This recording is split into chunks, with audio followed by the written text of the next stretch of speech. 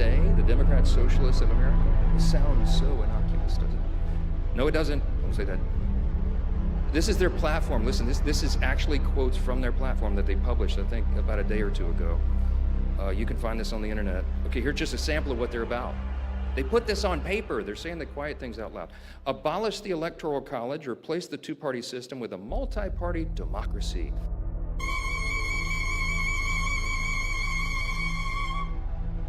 Expand the House of Representatives, implement proportional representation.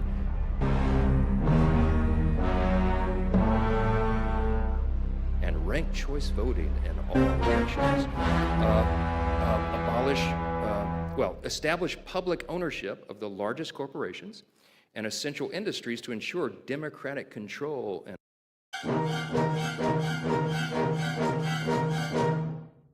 accountability to the people. Abolish ICE and grant amnesty for all.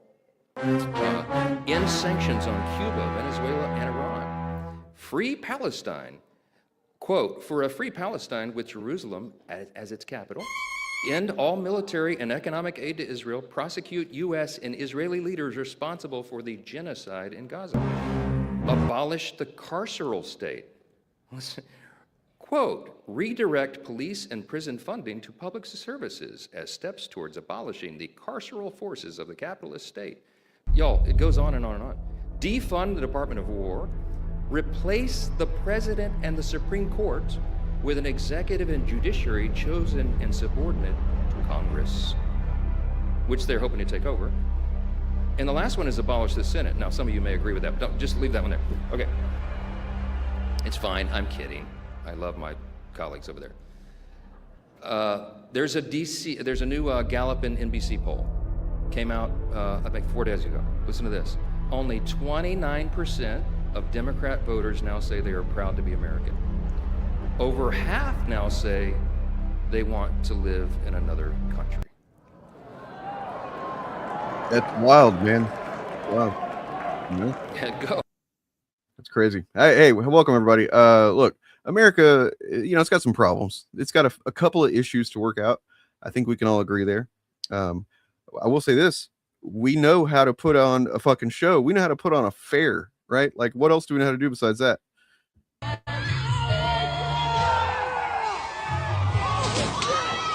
Oh dear. Here we've got fair expert Morgan. Hi. And hang gliding expert Bob. Ow. Yeah.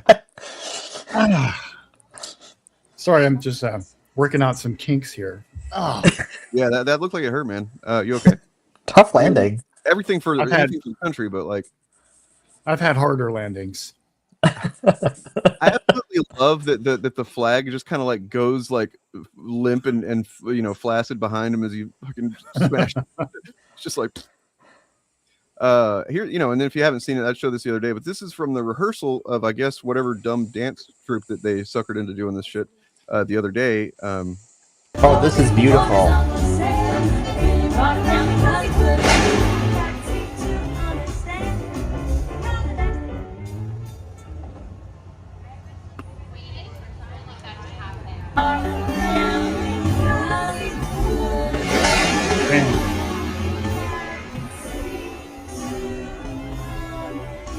Thank Dark Lord Satan that nobody got hurt.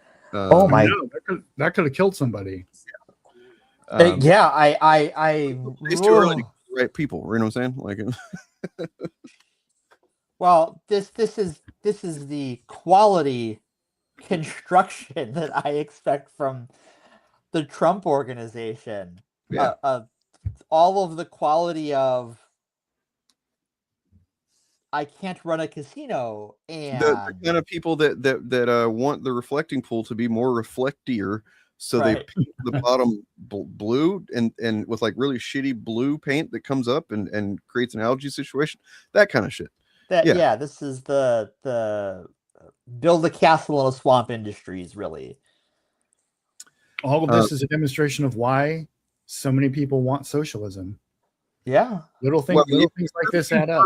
Mike Johnson was saying about the DSA and the kind of insane things that they want. Nightmare. Jeez. Like here's the thing, right? Is that like you could play that as an ad for the DSA. You could play that speech as like a here's the things we want. Wow. What does it say when, what 29% of Democrats are proud to be an American? Like, oh, that's probably an indictment of America, not of Democrats. Why did you fuck up America so hard, Republicans? Yeah. I mean, it's like and really all that list was saying was that they want to make the U.S. into a parliamentary system, like almost every other democracy in the world has. So I found out that I was listening to the thing earlier. Apparently, so we have 420 something representatives. Is that right? 435. Yep. So that is something that works out to about like one for every 700,000 citizens. Yeah. Whereas like in, for instance, in the UK, it's more like 100,000 to 1. Yeah. And then in Germany, I think it's something like 80 or 90 or something like that thousand.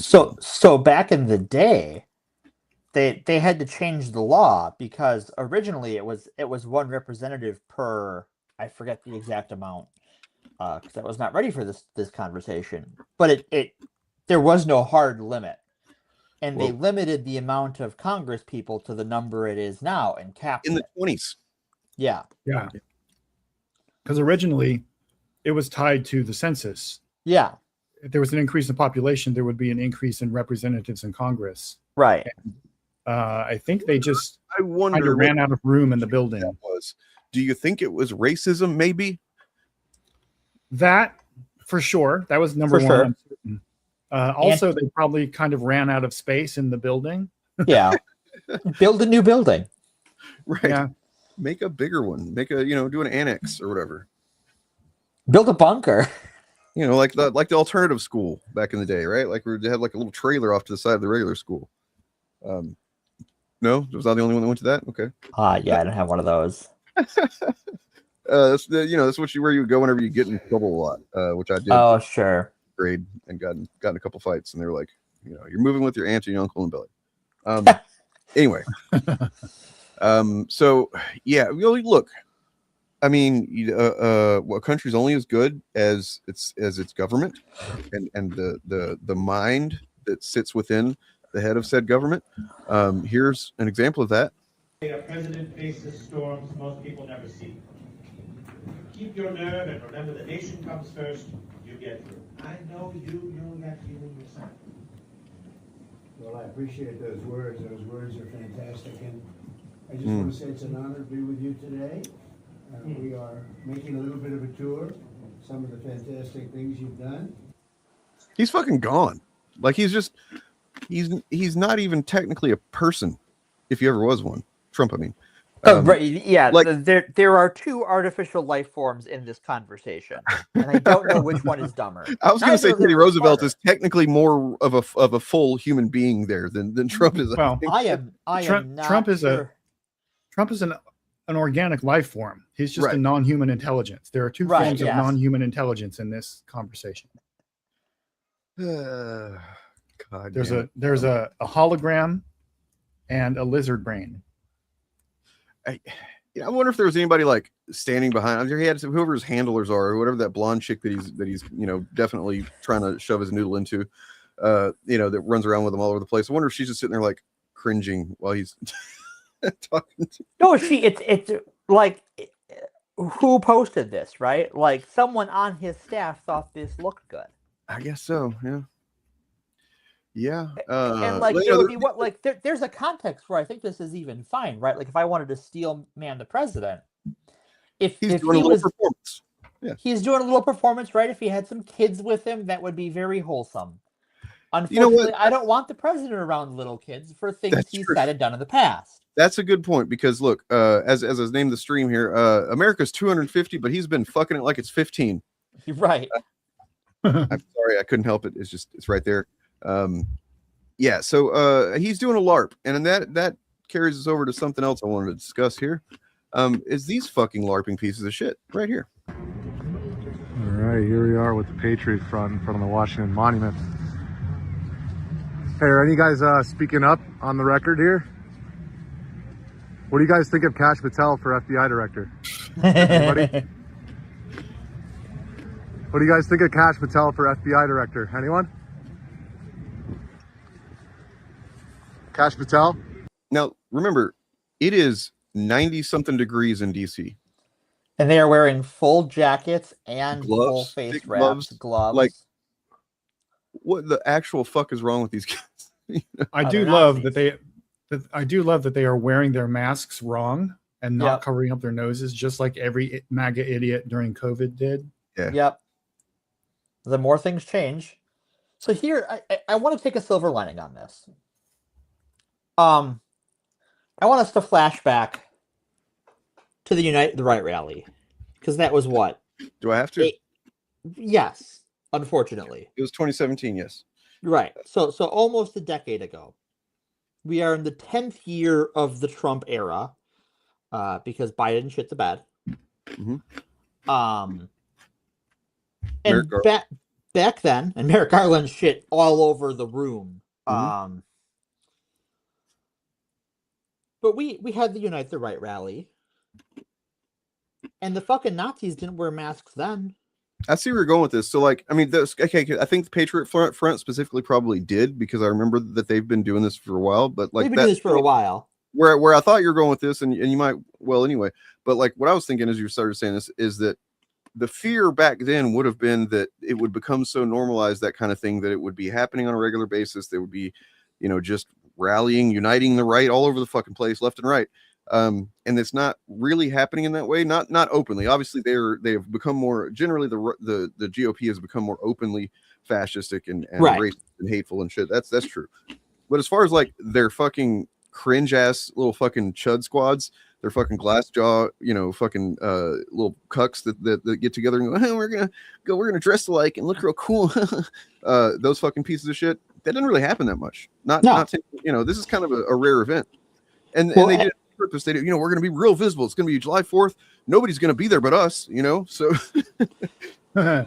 Well, yeah, pretty much, right? And so that's part of what I was gonna say.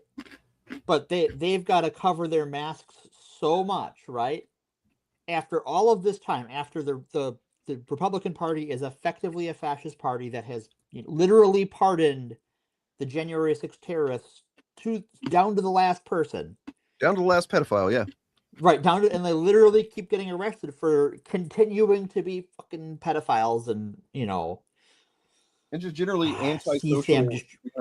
Shitwits, domestic abusers, all sorts of shit. They're all criminals. But here these chuckle fucks are, and there's not that many of them, right? This is all you could do on America's 250th birthday. I've seen 40K tournaments with higher turnout. I mean, this could be like, if I didn't know any better, you could tell me that this was a liberal presidency right now. You know what I mean? And this could be like, oh yeah, this is about what I would expect for an Obama thing or something like that, for these guys to show up and be about. Right. This is yeah. And they're out here sweating and sad in the fucking DC swamp. Can't even talk. They clearly were told not to fucking say anything. That's pretty sad. They're afraid of getting outed to the people in their lives as fucking Nazi shitwits. Still, they have all the legal protection in the world, and they're still cowards. And they're more cowardly than they were 10 years ago. Did you guys see that one picture that was going around of them on the bus or the train or whatever? No, I haven't seen that. Let me find that, because it's jarring, and hopefully this poor woman is doing okay. And but like, yeah, 1 second. Do I keep playing this while you're looking for that? Sure. Yeah, I'll go ahead and pop it on. Boop. Any thoughts? Any of you guys able to speak through those face diapers? Kash Patel for FBI director, any thoughts? My dude behind the banner, what do you think? All right. Anybody? What do you think of Kash Patel for FBI director? I don't know. Why? I'm just wondering. I think it's a good question. I don't like the FBI. I think it's a largely illegitimate branch of law enforcement. And think Kash Patel is probably, I don't know, I'm not really familiar with his background. He is Indian, though. I don't think Indians should be in charge of any of the departments of government of the United States. So there you go. Because he's foreign. He's not a foreigner. He's born in America. Yeah, but he's Indian. Plenty of people are foreigners born in America. What about your ancestors? I think the Supreme Court just ruled on that guy. Yeah. Yes. Born correct. in America. Yes. But where did they come from originally? See, actually, just being born in America doesn't make you an American. What? Born in America to second generation. That's Still, yeah. your parents are naturalized citizens, and you're born in America. You're still not being American. a citizen doesn't make you American either. It's a natural thing. What's natural about being an American citizen? Well, nationality is a natural. Okay, I'm back. Okay, What so the my fuck? ancestors are half Italian, half Irish. Wow. Do So they like count? Why are you shaking? they just make up their own rules. I don't like reality, so I'm going to pretend it's this way. Okay. Wait, did he just ask why are you shaking? Yeah. You know, it's an intimidation He tactic. can't answer the question. Who knows if the guy is even shaking or not? This could be just like, you know, these motherfuckers are so dishonest with themselves first and foremost. But I'm cold, Yeah. dude. I just skateboarded like 8 blocks. Skateboarded over here? it's cold. Okay. So here is an image from this morning. That yeah.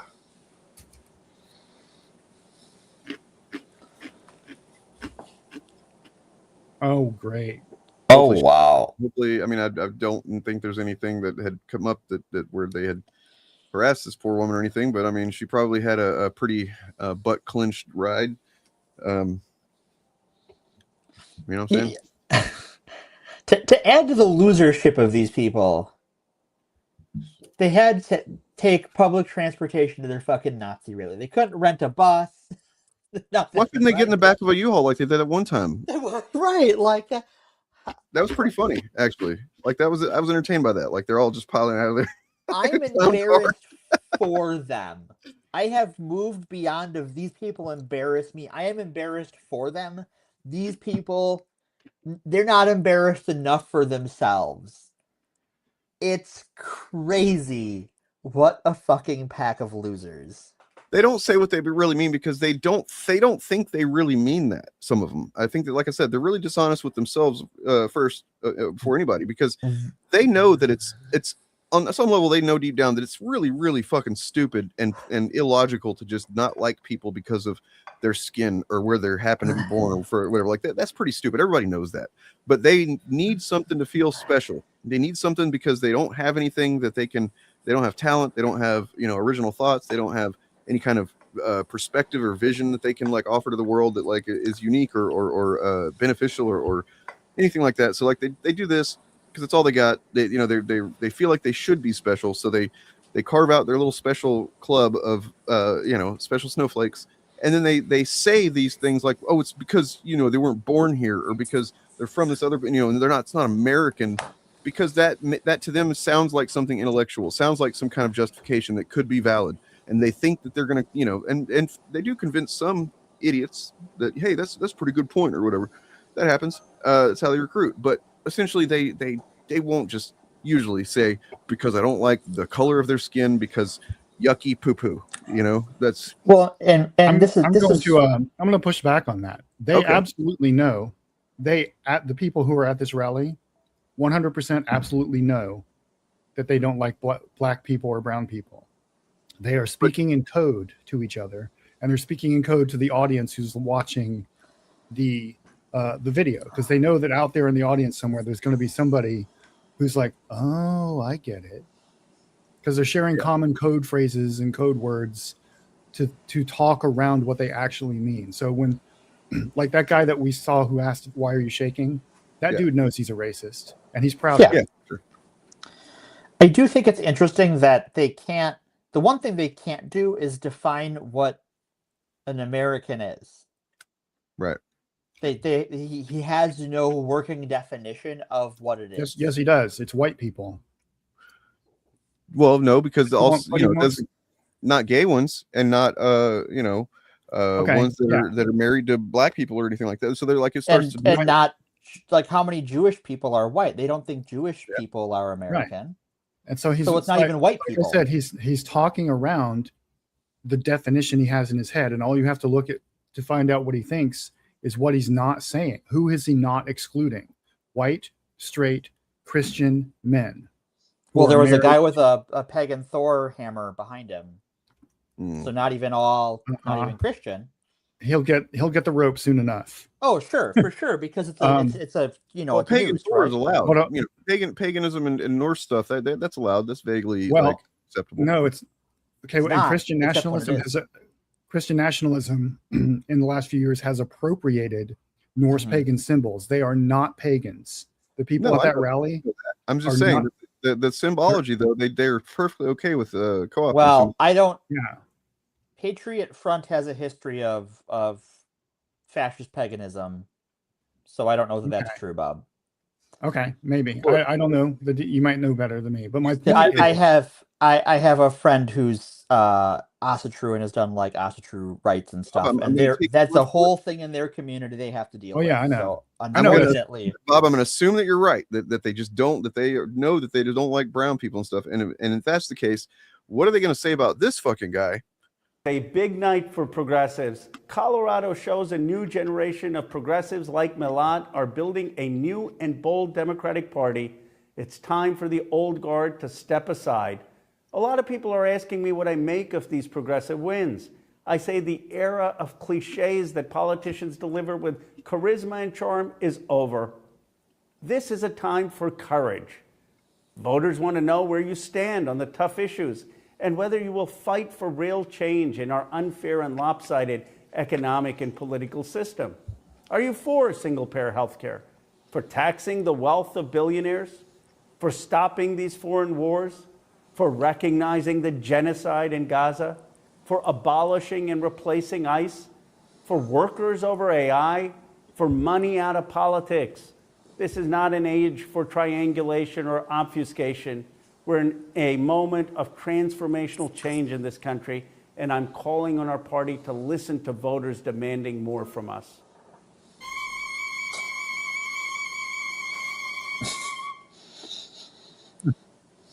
I do love the 50s sci-fi music. Very Godzilla. we already know what they think of this guy. Yeah, we do. Right? Like I was saying, look at what they exclude from what are they talking around? What identity markers are they talking around? They know full well what identity markers they are talking around. And their audience, their target audience knows it too. Yep. I think to a point, I think it's just incoherent. Sure. Yeah. From the outside.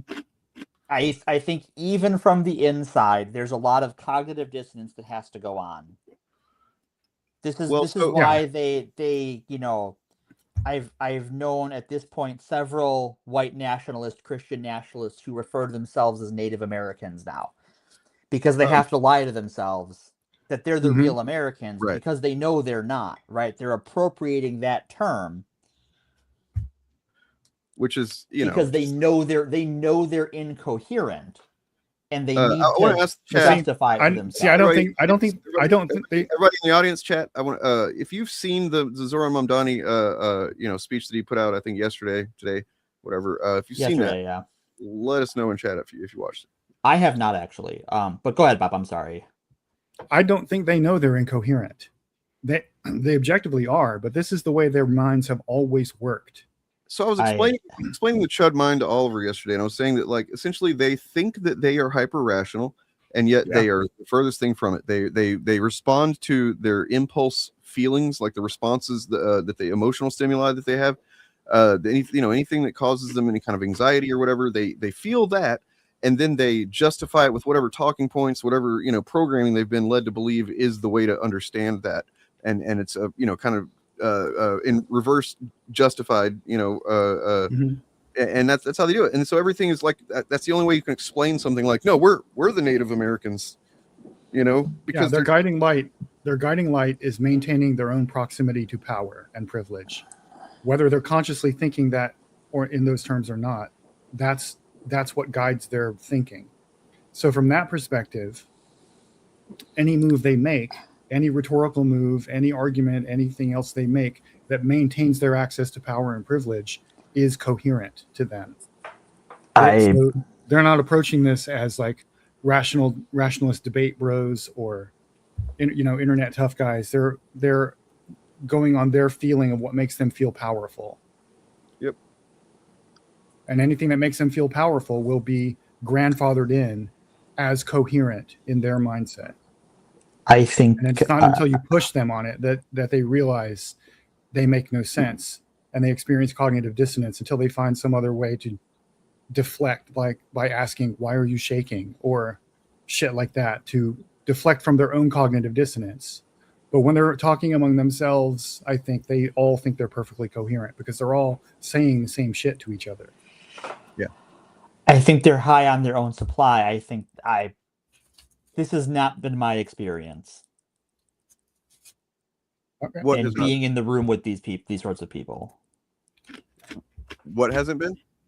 That they talk in code to each other. It just. Well, okay. I think it's maybe. No, they're talking in code around you. Yeah. I think if you weren't in the room, and it was just them, they would speak more explicitly to each other. That's what I think, anyway. You know what? I'm gonna go ahead and say that that's probably right, because I actually had something I want to look at a little bit later that supports that a little bit. But we'll get there. I really don't appreciate you saying what I experienced, Bob. I think that's kind of shitty. Thank you very much. No, I'm not. Go for the I'm night. saying what? Yeah, bye. I think she misunderstood me. Did she really just leave? Yeah. Okay. To be clear, I wasn't questioning what Morgan experienced. I was saying what I think is going on when she's not there to experience something. Yeah, that's what I heard too. I don't know. Anyway, we'll sort that out.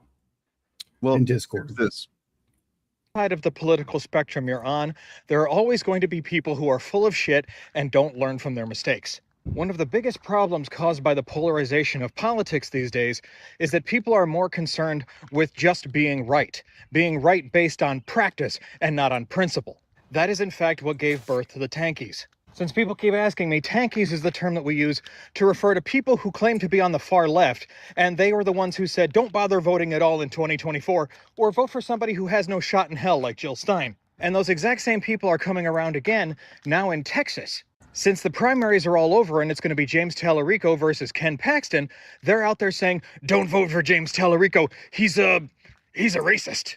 When ironically, Ken Paxton is the most racist, misogynistic, greedy, selfish prick you've ever seen in your life. But James Tallarico has been incredibly inclusive in Texas. One of the reasons the right hates him so much is because he said that transgender children are all God's children. There's nothing wrong with them.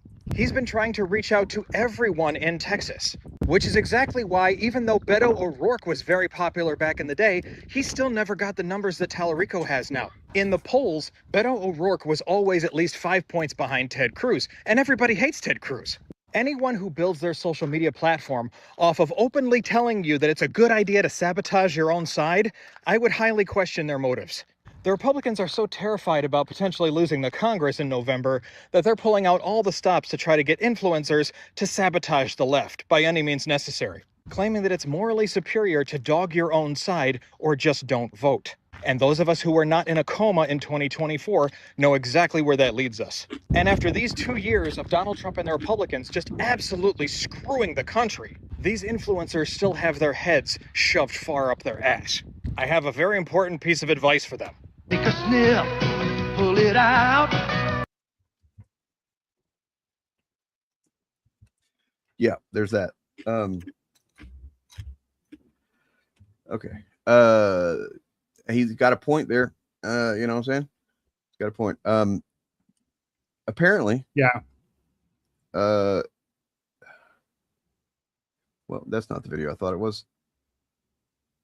God damn it. Okay, here we go. So, the history of America, that being the birthday of America here, I think it's important that we reflect on, the history. There's some pretty cool stuff in America's history. And this video right here, I got it from Twitter. And it was some people saying that this is like legitimately, it reflects the truth of American history. And so, let's check it out, man. I think it's probably pretty cool.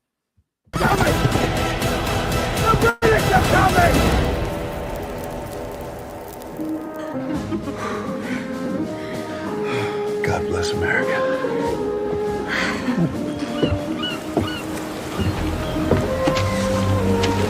What the fuck?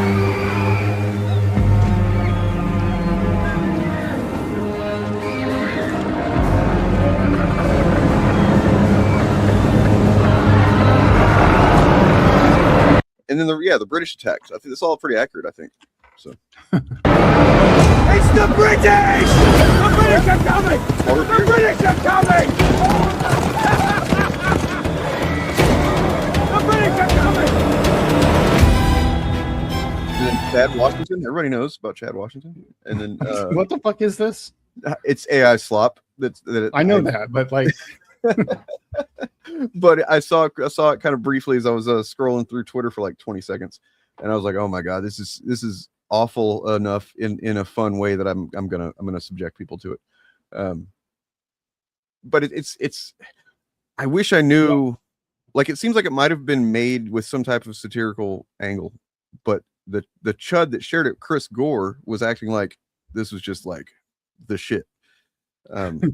The only thing missing that would make this more historically accurate are the British fighter jets. Yeah, sure. Maybe they show up later though. You know, they got the was that like some kind of Tesla bomb they've got going on there or something? Yeah, the plasma cannons. That's all accurate. Period accurate. Yeah. Yeah. I think it's all there. It's all Is that a fucking badger? the Race for badger! The Battle of the Badger. Everybody knows that one. This is oh my god. Chris Gore shared this and thought it was awesome. Yeah. I mean, look. What? If this wasn't made with AI, it would be pretty awesome. I think if it was just like, you know, actually some dudes actually put on some costumes and film this stuff and use some shitty special effects to make it, you know, all happen. I would think it was pretty great. So conceptually, great job. Execution, you fucked it up because you use AI, you piece of shit. Stop doing that. All right. Looks like Morgan has returned. Hey, do you want to add her? Whenever she's ready, if she wants to come back on, she can. In the meantime, I've got this here. Oh, by the way, the QR code on screen.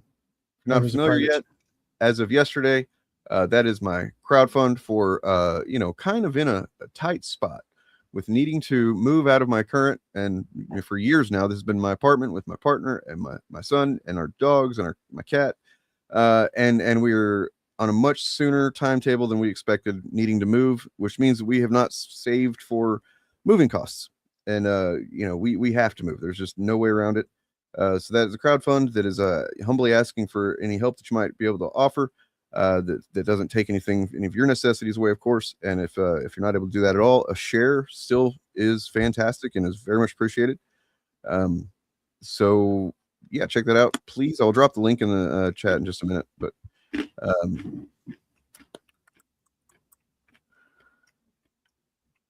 so you know who Eamon Animations is? You ever watch their stuff?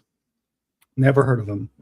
They do some crazy shit. We'll check that out maybe in a minute, but I forgot that I was going to show the a little bit of that Zoran speech anyway. Morgan said she hadn't seen it, so let's do it. I think some people in chat said they had not seen it either.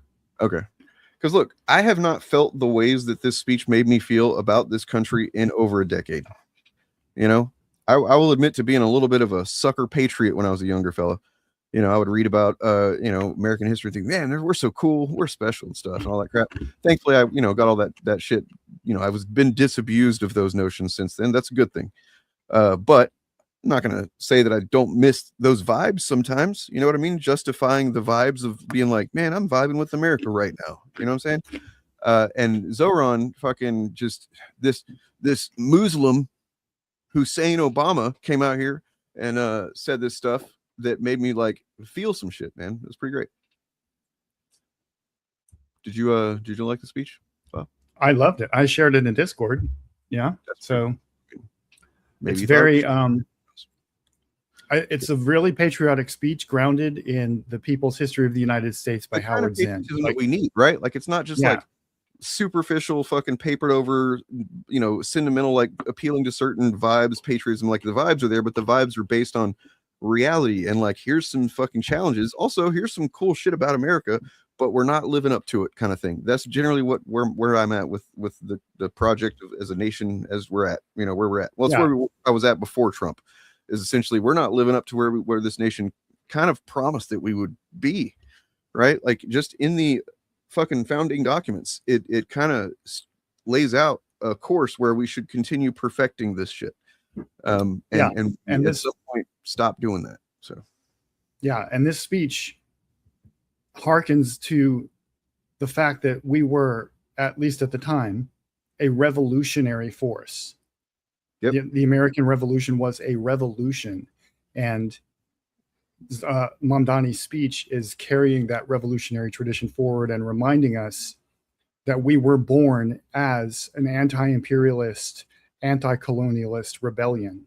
And we have the most become the powerful thing that we empire in the hated. world. Yeah. Yeah. My fellow Americans, season after season, year after year, the tides have come in and out of New York Harbor. Long before the name New York had ever been spoken, Lenape dugouts crossed these currents. It was on these waters that tall masts crested the horizon, captained by explorers like Verrazano and Hudson, after whom we've named our bridges and rivers. And ever since, ships full of travelers weary from long journeys have passed through the Narrows, the winds of the Atlantic at their backs. When those passengers lifted their heads to glimpse what lies just beyond the waves, what did they see? They saw land, lush and teeming with life. They saw men waiting at the docks to take them into bondage. They saw tenements rife with squalor. They saw industry rumbling with activity, steam and smoke rising, a city on the move. They saw what I like about that is he's not trying to say, look at all the cool stuff. He's not trying to say, look at all the bad stuff. He's just describing the scene as it was. Right. Yeah. And that's the kind of sober-minded perspective we need to be adopting. Instead of trying to shut out the unfortunate things, we have to address them and whatnot. So, towering monument to freedom, her torch glowing worldwide welcome. They saw New York City. They saw America. Tomorrow, our nation marks 250 years since we declared our independence. 250 years of a grand experiment in self-governance. An experiment so audacious that some in 1776 doubted it would last more than a few years, let alone a quarter of a millennium. From Lexington to Los Angeles, Selma to Seneca Falls, Morrisania to Midwood, Americans will come together for a day, just as we do each year. Families will gather around the grill. Fireworks will fill the night sky. This will be no ordinary day of celebration. 250 years presents a rare opportunity for more than 340 million people to turn together, both towards one another and towards ourselves, to take measure of who we are as a nation. When we look at America, what do we see? Here at City Hall, as I sit behind George Washington's desk, alongside new Americans who came to this country, I cannot see all of America. But like so many who came before, I can see New York City. The city I see today looks very different than the one that greeted George Washington. In July of 1776, our city simmered under the yoke of oppression. The British had imposed a colonial rule so repressive that 250 years ago, 80 miles south, a small group of newspaper editors, farmers, and soldiers signed their names on a document declaring truths that feel self-evident now, but were revolutionary then, establishing the ideals our nation still strives to fulfill. The British did not take it well. War broke out. And that August, as the largest battle of the Revolutionary War unfolded in Brooklyn, batteries on Governor's Island took aim at British ships anchored just offshore. We were outgunned, we were outmanned, and we were soundly defeated. After only a few months, it appeared our fledgling attempt at democracy was on the precipice of collapse. But that night, with the moon overhead, thousands of our soldiers silently climbed into ferries and flat-bottom boats and escaped to Manhattan. The Continental Army survived to fight another day. Independence may have been declared in Philadelphia, but it was rescued in New York City. George Washington was the last to leave Brooklyn. As he waited at the river's edge, the sun beginning its rise, he would have looked out over New York City's waters and seen what so many have seen in the 250 years since, an opportunity to begin anew. Those opportunities, like everything in New York City, are not given. They are won. In 1838, 11 years after New York outlawed slavery, a recently emancipated black man by the name of James Weeks sought to begin anew as well, and to help hundreds of others do the same. He bought property in Brooklyn, won himself the right to vote, and sold lots to others newly freed. When they landed in New York Harbor, they knew they had something waiting for them that they had never had before, a home. Weeksville still stands today, a living, breathing testament to what we know America to be, a place each of us has the power to make. The harbor was busy those years as ships poured in from around the world. Hundreds of thousands of Irish immigrants arrived with stomachs aching from a famine manufactured by imperial cruelty. Chinese sailors settled in what is today Chinatown. Millions more traveled under the Statue of Liberty and through Ellis Island. Jewish people escaping pogroms, Italians fleeing poverty, Syrians seeking economic opportunity. Each of these new arrivals peered through portholes onto a city that was changing as fast as the nation. They saw merchants peddling their wares on the docks, streets being laid out on a grid, buildings rising into the clouds. They could not yet see the nativism they would face, the jobs they would be refused, the landlords who would not rent to them, and the abject labor and living conditions they would withstand. But no matter how much smog hung over the harbor, they still saw an opportunity to begin anew. Over the years that followed, despite laws enacted by the federal government to bar their entry, despite sweatshop fires that killed hundreds of women, despite riots aimed at their very existence, immigrants made homes here in New York City, and they helped to make New York City. That legacy of every generation of Americans insisting that the right to life, liberty, and the pursuit of happiness extends to them too, is no relic of the past. It carried millions of black Americans north during the Great Migration. It drew hundreds of thousands of Puerto Ricans to New York City after the Second World War. It invited countless others from the West Indies and South Asia and West Africa and across the world. And it is what brought my family to this city when I was 7 years old. My family did not arrive by boat, although we saw the Statue of Liberty from the window of the plane. Even from the air, we could make out the promise of America, the promise of the beautiful patriotic work of rendering America, year after year, a little more faithful to its founding ideals. There is a term so often used to describe... I'm just going to say this. This is excellent.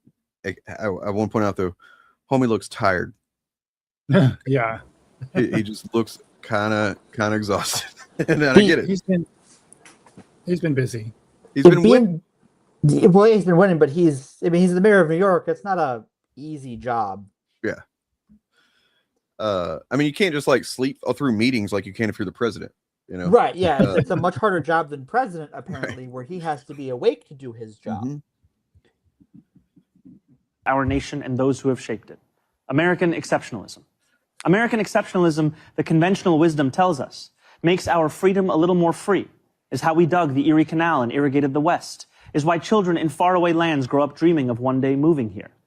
And yet the irony is that the story of America has so often been written by those who were told by others with power and influence and wealth that they were anything but exceptional. For generation after generation, we have been told that when the world has sent its people to our shore. Oh, fun. I'm assuming you're not being sarcastic, and that this is like, because I don't know who you are, so I'm guessing that you mean this. In that case, what is he saying right now that you don't think you could trust? What is he saying? Yeah, I hop back on because I want to talk to Sean here after the mayor is done. Him and I are going to have a chat. It has not sent its best. It sent Puritans and Sikhs and Quakers and Muslims and Jewish people who were banished for praying the wrong way, worshiping the wrong gods, angering the wrong people. It sent peasants and serfs from slums and shtetls who were treated as less because they hardly owned clothes, let alone land. It sent immigrants from whom power was something someone else had. We are told that America is exceptional because we are richer, stronger, more powerful than everyone else. The truth, my friends, is that America is exceptional because here, nothing is fixed into place. The frontier may be closed. We may have walked on the moon. But the work of fulfilling the values first enshrined in the Declaration of Independence, that work endures, and it belongs to us all. It belongs too to our newest Americans, those standing here with me today, all of whom were recently naturalized. Nearly a decade ago, I too felt what you feel, the joy of no longer being just a New Yorker, but an American too. You each hold a special power, the power to determine what America means. The powerful have always known their answer. America, in their view, is an arena of supremacy, where only a select few are allowed freedom, where not all are created equal. America, if you ask them, becomes less the more people it welcomes. America, they will tell you, belongs only to those with the right accent or the right shade of skin. The rest of us, they insist, should be grateful for merely being allowed to visit.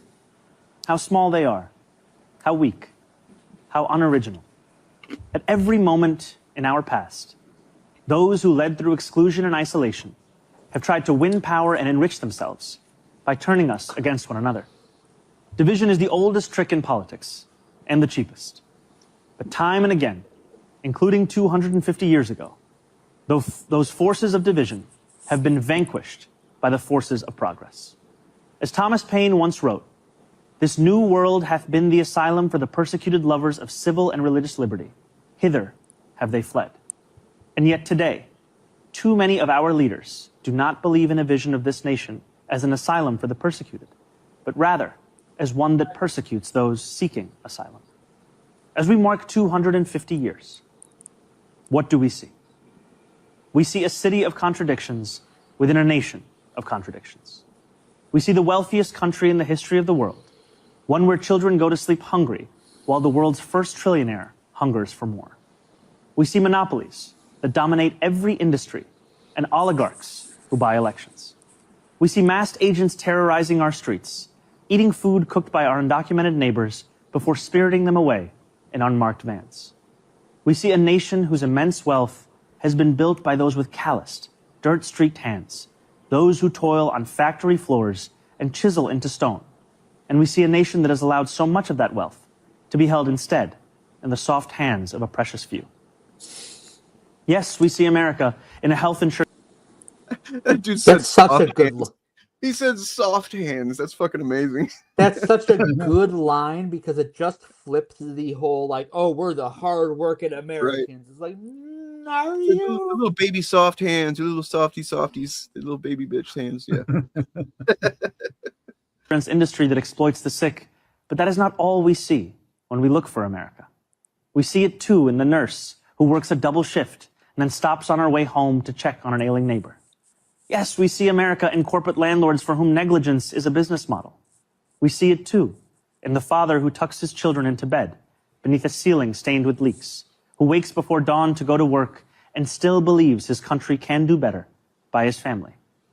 Yes, we see America when we spend our tax dollars on bombs and bailouts, when we sell our elections to the highest bidder. Yet we see it just as clearly in every American who still believes this country belongs to we, the people.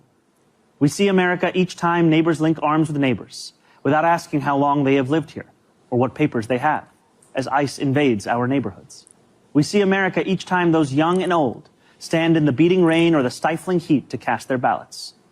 We see America each time working people demand more, not just for themselves, but for their fellow Americans. There are some who respond to those who ask for more from America with a simple refrain.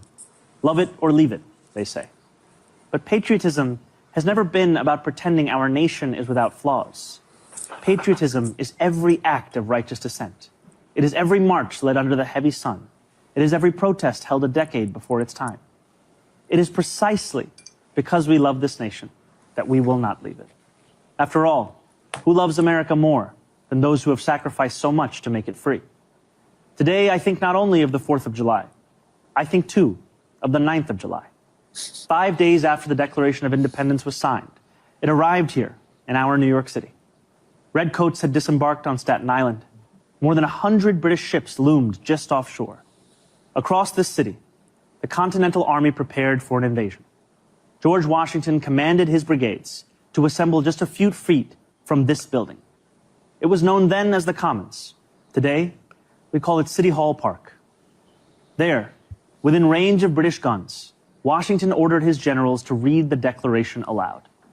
And with the world's mightiest empire poised to attack, Washington told the people of New York City what we will celebrate tomorrow, that we had declared our independence, that freedom was within reach.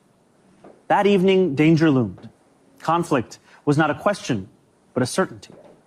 And yet when those early New Yorkers marched toward the statue of King George III that stood in the Bowling Green, a statue they would melt down into bullets for their young army, they walked in unison, grounded not in the pursuit of plunder, but in ideals that for the first time had a name: America. Those ideals upon which our nation was built, they are strong enough to endure any authoritarian regime, but only if we reach for them. Ours is a nation working each day towards the perfection in which it was conceived, a nation striving each day to better itself. Therein lies the work of America, the striving, the bettering, the reaching towards perfection. What a privilege each of us has to live in a nation that every one of its inhabitants can shape.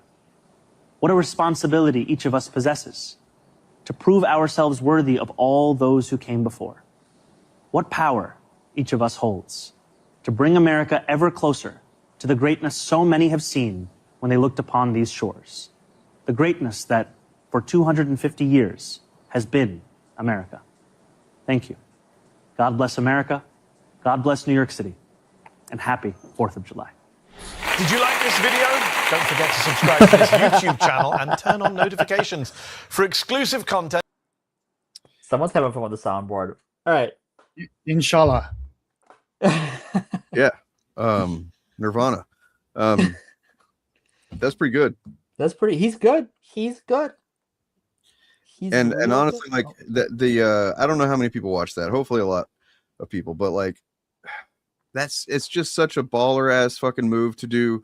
You know, I mean, he didn't do it the same day as Trump doing his stupid speech or whatever, but like, you know, he essentially, that whole thing was about Trump without being about him specifically. Like it's about what Trump represents, which is the rot of the system and the, you know, the corruption, everything that has come to a head in this human-esque person called Donald Trump. And how like that, how far we've gotten from what America could be and the path to even starting to go that way. And yeah, he's appealing to all that stuff that we haven't even been able to think about in almost a decade, basically, because it's just been like, God, you know, it never ends. Worse, further and further into this fucking pit of like, oh God, what is reality? I can't believe this is real, kind of thing. And yeah, the pit of low expectations that comes from thinking you're perfect and everyone else is worse than you. And the goddamn Democrats that have tried to appeal to this kind of sentiment plenty of times over the last 10 years or so. Kamala did it. She's able to kind of, you know, briefly kind of hit the right note here and there, and sometimes Biden could kind of stumble his way through something that would like, oh, that almost resonates. But yeah, it always felt a little bit hollow because of the fact that they weren't actually willing to do anything that was substantively different. So it's pretty cool. Yeah. So I want to talk about Sean here. Hey, Sean, how's it going? How are you? He might have been joking. I'm just saying, I don't know for sure. He might have been, yeah. But I actually, this is an interesting, like, this is not going to be an attack on Sean. I just want to talk about Sean and about what he said. Because I think there's some here, right? I think this is worth taking somewhat seriously, even if you meant it jokingly. I don't trust him either. Okay, cool, Sean. Good to know. You're joking? Cool. So you should not trust politicians. You should not trust a politician, especially the really trustworthy seeming ones. You know, right? Like what you have, and I think this is why I want to address this. Right? Is because you should not trust a politician. Because they think they're in charge and you are, right? The more I think everyone on the stream would agree with that sentiment, that like we hire them, we vote for them, nominally speaking, and we shouldn't trust them. We should verify their work and vote accordingly. Yeah, cool. I mean, you wouldn't like. Let's say you go out to eat at a nice restaurant and your server, is really nice and everything, and is like makes you feel real seen and catered to and stuff. You know, but you don't just like go, okay, well now I'm not going to check my food when it comes out because I just trust this waiter so much that they, you know, they make me feel good and I feel seen. So I'm just going to eat it. I'm not going to question anything. I'm going to pay full price for whatever it is. You know, like not the best analogy, but you see what I'm saying. Like these people are a servant. Even the really handsome and charismatic ones. So handsome, so charismatic. But you know, yeah, you this idea that. And I think that people, at least on the left, generally have come to this understanding that personality cult shit doesn't work. It's bad, actually. Yeah, that's. I don't trust Mom Donnie any more than I trust Trump, but Mom Donnie ran on certain things that I find agreeable, and by all accounts, he's either done those things or is working towards them. And they have improved the lives of the people of New York, seemingly. Like, his approval rating in New York is very high. What's the president's approval rating? I can't keep up with how fast it's falling. To quote the greatest politician of the 1980s and 1990s, Mikhail Gorbachev, trust but verify. Yeah. Which is just a fancy way of saying it's okay to assume that people are acting in good faith, but remember, humans make mistakes. Right. Yep. And always check their work, because that's what, or, you know, we could quote Jesus Christ and say, by their fruits you shall know them. Don't listen to what they say, look at what they do. Right. Yep. And I think this is, oh, go ahead. I'm sorry. So far, Mamdani is bearing good fruit. He's walked the walk and talked the talk to the point where, like, I mean, it obviously doesn't affect us immediately outside of New York or anything, but, you know, the whole reason I think most people got zeroed in on that race in the first place is like, holy shit, if this guy wins and then he does any of this stuff, that's like a pretty strong test example for the rest of the country. Right. And you know, New York is historically kind of culturally ahead of the game generally. And conservatives are counting their lucky stars right now that this guy cannot run for president ever. They are so lucky. Well, you know, let's take a trip over to the guy that actually is president, see what he kind of words he said to inspire and to you know, connect with the people today. Sure. This magnificent anniversary, we see our American identity under a renewed attack, a generation after. Can I just point out that, like, it didn't become clear until maybe he's doing it more now, but like the way he speaks, like what he just said, he's doing it like it's almost like sarcasm. We're being attacked. It's like he's trying to put this affect on it that doesn't really match with anything that comes off as sincere at all. Right. Well, that's the problem. It's an act, right? He's an actor. And I don't know if he's always done it that much, or if he's just kind of, this is part of his no filter brain rot, you know, senile thing. But well, I think the delivery of it, like his cadence, is the same as it's always been. It's just that his voice is changing because he's super old, so it doesn't sound tonally to our ear like what he used to sound like. Yeah. And also structurally, he's still emphasizing the same things. I think when this guy's gone, we're going to be able to look back and do like a timeline of his hair and see like, oh yeah, that's when things started really going south for him. When his hair just wouldn't stay up anymore. It wouldn't stay bouncy, wouldn't stay, you know, poof. It's just have that poofy hair. It's like been a year and a half now. It's just, he hasn't been able to get it up again. You know? So yeah, I think it's interesting that, like, is this the speech from yesterday? This is the one at the... Today, I think. This is, okay. This isn't the one from the Mount Rushmore. Oh, maybe it is. Maybe it is. Okay. So, because that speech was all about communism, and about how anti-American it is, and no, it's communism is anti-capitalist. It's not anti-American. Those are Americanism, America, and capitalism are different things. I mean, if you're saying if capitalism is not anti-American, and yet look at what's going on these days, it kind of seems like in a long enough timeline, it is anti-everything. Well, that's the capitalism doesn't care about America. America is just a place to do business. This is why they, you know, all these CEOs have tax havens in other countries and foreign bank accounts to hide assets, right? They don't care about America at all. Yeah. America is a resource to exploit. Yeah, ultimately, capital erodes borders. Right. So they can maintain the free flow of capital. So, can y'all hear the fireworks going on behind me? I can. That's yeah. That's cool. I'm about to have to run out. Is it distracting? No, it's fine. No, I mean, it's 4th of July. Okay. It's fine. Fought and won the Cold War against the menace of communism.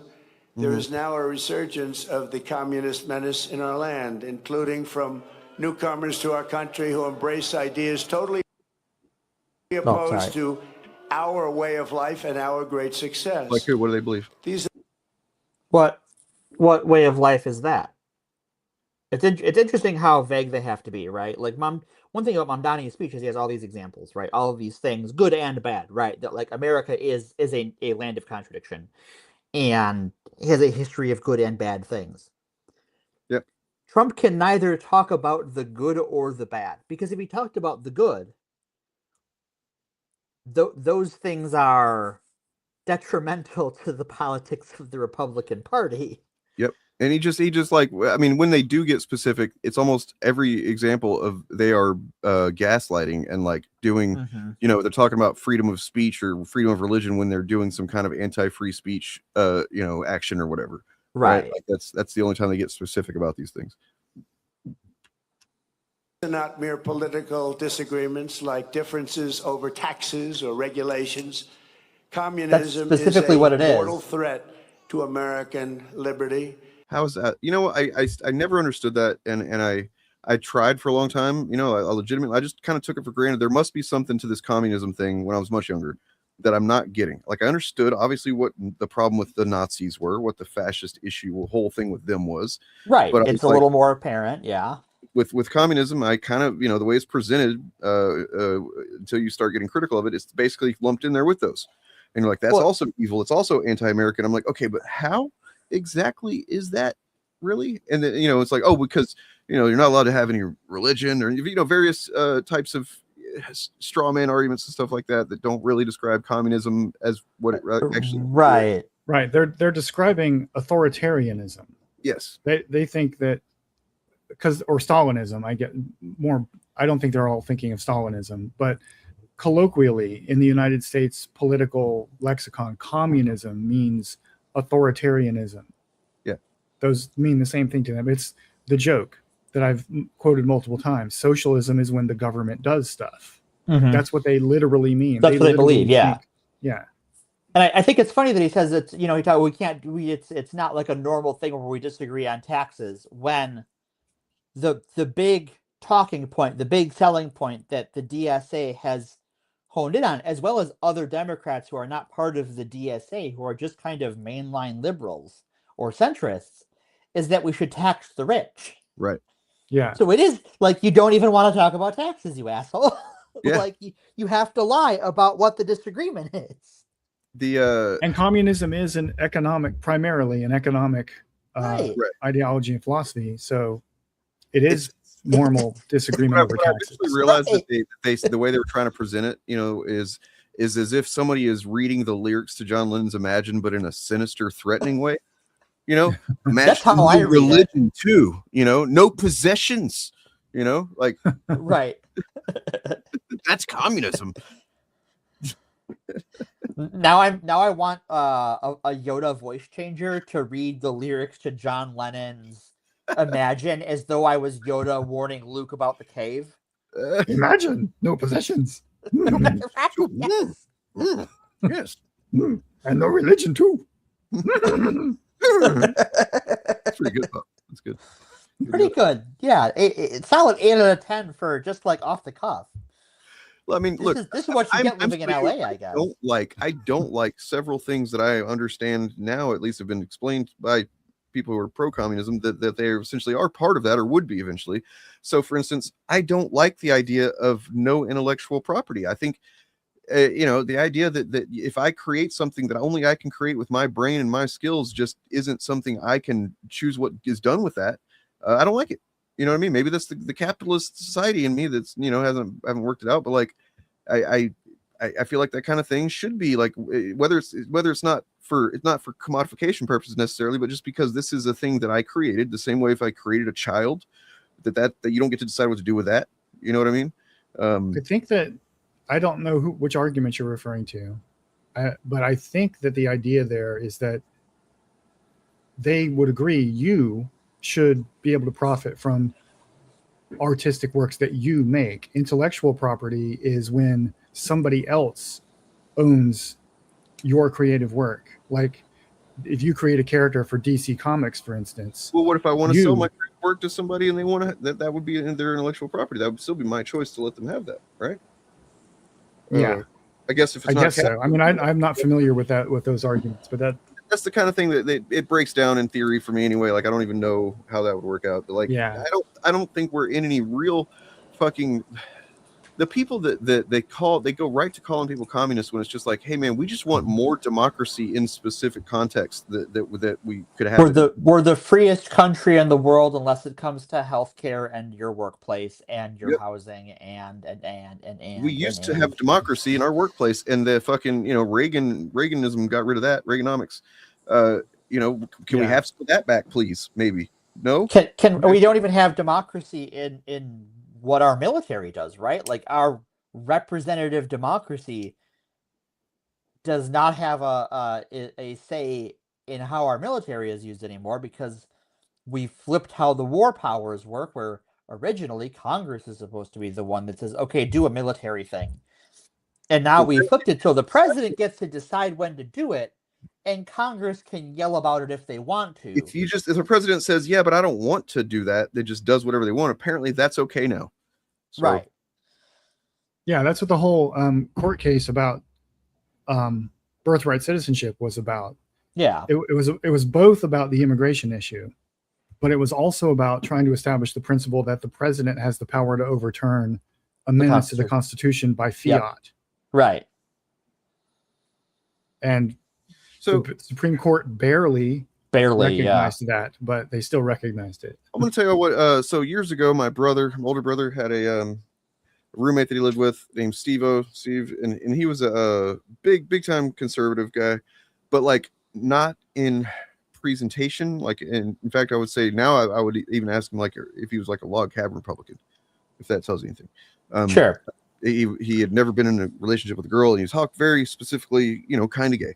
But he had a framed photo of George W. Bush in his living room. And he was very Republican. So I remember having, getting into conversations with this guy about, because I just generally kind of vaguely felt like I was liberal, the Democrats made more sense to me, the superficial shit that I understood about the two different parties. I was like, yeah, seems like Republicans are the assholes. And anyway, so the way he just ended up describing to me, the fundamental difference between the two is that what conservatism is trying to prevent, what it's trying to conserve, is our connection to power. In that, if the world's government started intermingling and started like becoming more of like a one world government type thing or whatever, that basically it would be removing that the left wants to remove people from the power and from representation in their government. And it's like, now of course I understand this is what we're talking about, making people more power in their government. And it really seems to be the conservatives that don't want people to have actual power, direct representative power, right? Well, I think when we hit on the one world government thing, I think an interesting touchstone of that, really, just to go on a complete tangent, we have that in the form of all these multinational corporations, right? Yeah. Every government on the planet is basically at the whims of whatever Microsoft wants to do or Google wants to do. Yeah. The problem is not a one world government. The problem is what kind of one world government are we going to have? Right. Is it going to economics and technology are driving us towards a one world government of some kind. It'll be like a century or more before it happens. But right. Is it going to be a democratic government or is it going to be autocratic?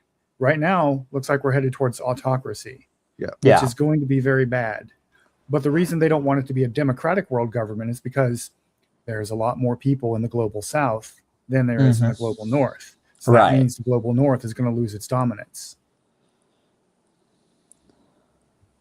Right. Yeah. I mean, that's what I was listening to a conversation about this yesterday. That basically people are assuming that like once we get a Democrat in office, we're going to be able to do all the stuff that these new powers. It's like if you think the Supreme Court's going to just rule similarly about things, you're fucked up.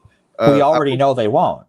But one thing that is interesting to think about is that potentially Trump was riding a little high on all of his, because essentially this is his court, right? Yeah. He's stacked this motherfucker, and so I think that or at least the people I was listening to, I forget what podcast it was, were saying that it seems like maybe he overestimated how much sway he had with them. So basically, he put Coney Barrett, for example, in there specifically to get rid of abortion, right? Like that's her whole thing, and that was probably part of Kavanaugh's whole thing, right? And it's like, and so he just assumed that they were aligned with everything after that as well, and that maybe they aren't, and that they're that's why they're having to like here and there go, wait a second, buddy. You can't just do that. You know what I mean? And kind of slap him on the wrist and let him know that this in here, this isn't going to work. That's not going to work, while also giving him a couple of wins here and there, which is kind of interesting to think about. That there's some kind of internal interpersonal politics happening between Trump and his court picks that we probably will never know. Yeah. Mm-hmm. I've got to go in a minute and all right. Bring some earbuds down to the boy waiting at the waterfront for the fireworks. And yeah, have fun. I probably should step outside because it sounds like we're at the ramparts fighting off the enemy out there. It's pretty crazy. But I will say, I do think somebody made the argument during the Supreme Court hearing. Somebody, I think, did say, well, if we give this, not in these words, but they expressed this sentiment, if we give this power to Trump, that means a future Democratic president could just arbitrarily ban guns. Yeah. Mm-hmm. Or take away the First Amendment and ban Christianity or something like that. So they're not entirely stupid. Yeah. I mean, I think that would be kind of a silly, wasteful thing for a Democrat to do that. But well, they wouldn't do that. But that's not the point. The point was, hey, understand that any power you give this guy is going to be handed to any future president. And if your worst nightmare of a president, if you are a conservative, your worst nightmare of a president is President Mamdani. If President Mamdani has the power to just overturn the First Amendment by fiat and force you to be a Muslim, do you really want that? That's not something Mamdani would do, but that's what they think. Real quick, so I was thinking I might come back and get back on stream. I don't know if I should keep this one going and play a video or just maybe do a new one, because I really wanted to look at. So I started looking around at stuff about this goddamn Uwe Boll movie. Jeez.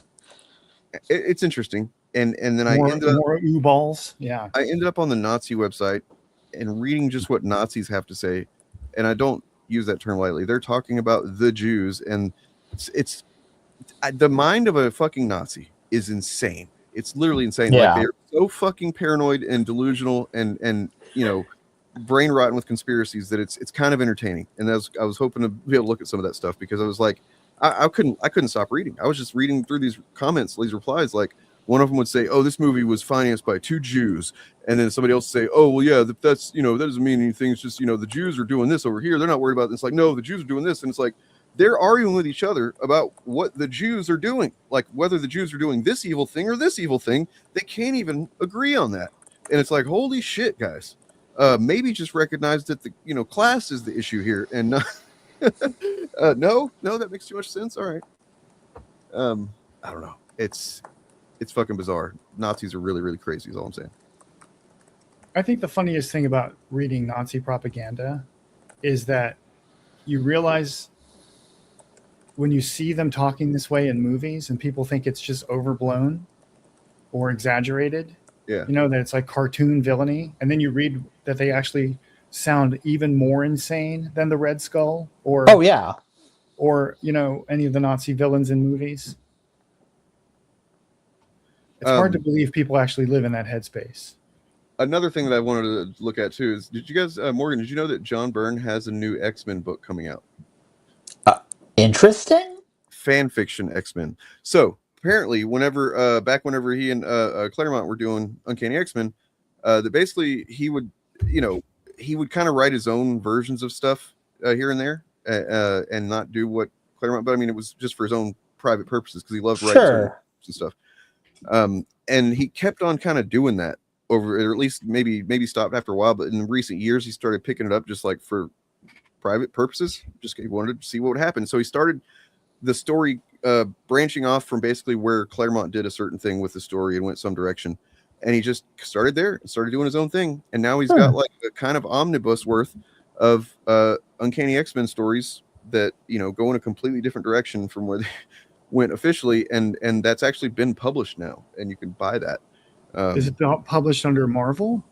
I saw a Marvel brand on it, but I don't know if it's actually Marvel that's publishing it. I think it might not be. But it's called fan fiction. I mean, it really sounds kind of cool. Like some of the descriptions of like what he's doing, I'm like, that's kind of cool. Because he had completely different characters he was interested in, really, for the most part. And so here we go. It is X-Men Elsewin is what it's called. I got the cover right here. Somewhere. Where's it at? There it is. So I don't think it's Marvel that's doing it, but yeah, I mean, it's like it has to have some kind of permission from Marvel. I think they do have permission, but I don't know if it's actually Marvel that's published it. I think they did get permission. Well, I see a Marvel logo of some kind up top. Let me look it up. I mean, legally, he would have to have a license or something to do this. Marvel would not just let him publish it. Well, they might. I don't know, but their lawyers would not want them to do that. So it's published by Able Comics Art that imagines an alternate timeline where he continued his iconic run on the Uncanny X-Men after the Dark Phoenix saga. The first volume picks up with the version of Jean Grey who survived, but with reduced powers, leading to new adventures in the Savage Land with guest appearances from the Avengers and Fantastic Four. Introduces new threats like the power-draining Sentinels. Originally a black and white passion project, Byrne's website has been fully inked and colored for this deluxe hardcover release, which is the first of 3 planned volumes. So it's definitely, it's not by Marvel, but they had to have gotten some kind of permission, or they would be facing a big lawsuit. Is that Jim Lee art? Someone's asking. No, it's John Byrne art. John Byrne did the art too. I thought John Byrne just wrote it. He did the art too. Okay. Yeah. Yep. That's a big job, writing and drawing. That's well, I mean, that's really kind of how Marvel did it for the most part for a long time. Marvel, yeah. The artist would kind of just plot it and then do the drawings, and then the writer would come in and just kind of fill in the dialogue and stuff, essentially.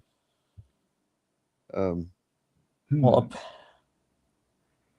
okay, I gotta get going and get down there. Have fun. But I might jump back on just to make fun of some actual Nazis and crazy shit they say. Nazis say the darndest things. They really do. Are you just going to leave it up running with video? video? I ended because I don't know for sure how long I'll be down there, but I am going to play this Eamon animation video on the way out. Enjoy this. Peace out, everybody. Happy today. People are actually going to do. My life is ruined. Does anybody understand how ruined my life is? I'm sick of it. I don't want to listen to people tell me that I'm a conspiracy theorist. They don't know what it's like to be me. My life is ruined, Alex. I'm gonna come.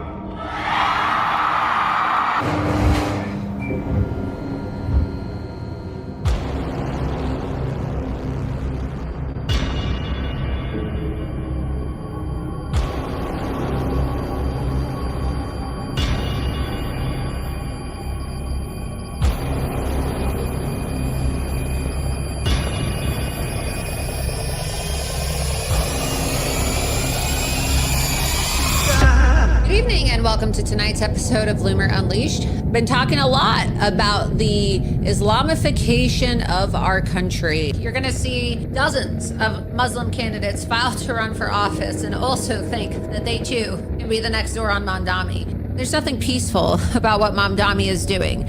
In fact, he is promoting Sharia law and he is advancing the cause of Islam to destabilize our country so that the Muslim Brotherhood can continue to strangle our country from within until we are living under an Islamic caliphate.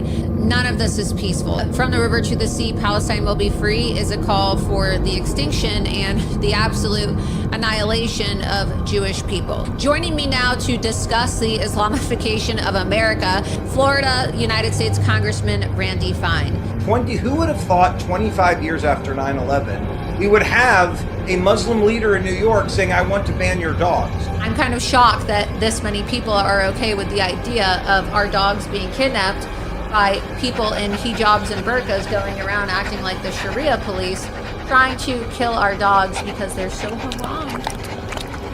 I would not let a migrant kiss my face like this, but fuck off. Fuck right off forever with the power of 1,000 dicks, okay?